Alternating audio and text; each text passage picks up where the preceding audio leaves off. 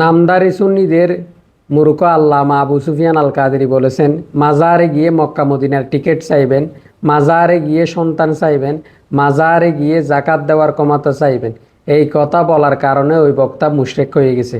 আমি বলতেছি না, এনায়েতুল্লাহ আব্বাসী সাহেব বলতেছেন। আজকে চাইবেন মাজারে গিয়ে চাইবেন, আমি মাজারে যাবো, জিয়ারতে বলবো টিকিট দেন মক্কা মদিনা, সুসন্তান চাইবেন, জাকাত দেওয়ার ক্ষমতা চাইবেন। এই বক্তা নির্ভেজাল মুশরিক।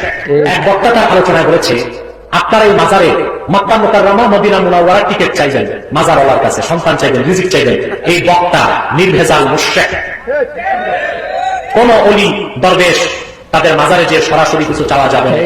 বলার কারণে ওই বক্তা মুশরিক হয়ে গেছে। যদি ওই বক্তা ওই কথার উপর অটল থাকে, একমাত্র সাহায্যকারী হচ্ছে আল্লাহ তাআলা, ইস্তাআনাতের মালিক হচ্ছে একমাত্র আল্লাহ তাআলা, কোনো মাজার পীর বাবা নয়। কিন্তু এই সমস্ত বক্তাগুলো লেখাপড়া করেও কোরআন হাদিসে তারা মনে হয় পায় না যে আল্লাহ থেকে চাইতে হবে, এরা চায় মাজারে। আল্লাহ তাআলা তাদেরকে হেদায়েত দান করুক। কেবল আমরা চাইবো আল্লাহর কাছে।